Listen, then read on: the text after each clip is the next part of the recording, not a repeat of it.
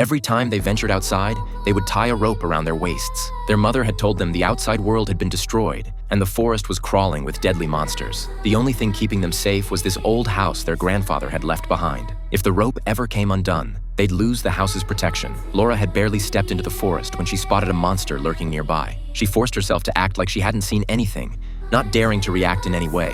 The family spread out to search for winter supplies. Sam, the older brother, had quite a successful haul. He caught a fat caterpillar and managed to shoot down a large squirrel with his slingshot. Will, the younger brother, wasn't having much luck. He'd finally found a bird's nest, only to discover the eggs had already hatched. But on his way back, he spotted an egg lying by the path. Will couldn't wait to grab it, but his rope had reached its limit. Looking at the egg just within reach, he decided to go for it. Just as he was about to untie his rope, Sam rushed over and stopped him. Sam suspected it might be a trap set by the monsters, but his warning only irritated Will. On the way home, Will deliberately stepped on Sam's rope, causing him to lose his balance and tumble down the slope. To make matters worse, Sam twisted his ankle in the fall. Will immediately whistled for their mother. Hearing the signal, Laura rushed toward the forest. But by the time Sam realized his rope had come loose, he could already hear monsters growling nearby. With no time to spare, Will untied his own rope and went to help Sam. But with Sam injured, they were moving too slowly.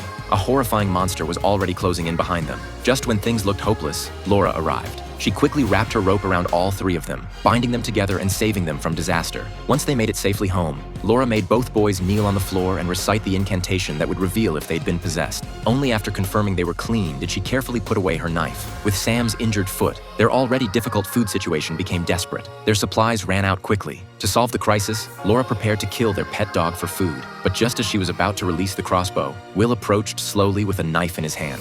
As Laura watched in confusion, he slashed through her rope. Then he slammed the door shut and locked it tight. Ignoring his mother's desperate pleas, Will remained unmoved. He'd done this because he'd always doubted whether the monsters his mother described were real. To test if she was telling the truth, he cut the safety rope she depended on. Tim rushed over and tackled Will to the ground, but when he tried to save their mother, Will pulled him back. At that moment, a monster appeared behind Laura. To protect her children from being possessed and hurt, Laura chose to sacrifice herself. By the time Sam opened the door, Laura had already stopped breathing. Seeing this, Will was paralyzed with shock. He frantically retied his rope, devastated that his impulsive decision had killed his mother. The name of this movie is Never Let Go.